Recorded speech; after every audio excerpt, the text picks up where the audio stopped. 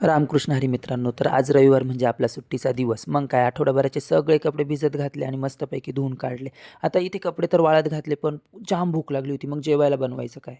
मग काय भूक लागली म्हणजे खायला काहीतरी चांगलंच बनवायला पाहिजे. म्हटलं आज मूग डाळीची भजी बनवूयात. मग मूग डाळ भिजवून ती बारीक करून घेतली.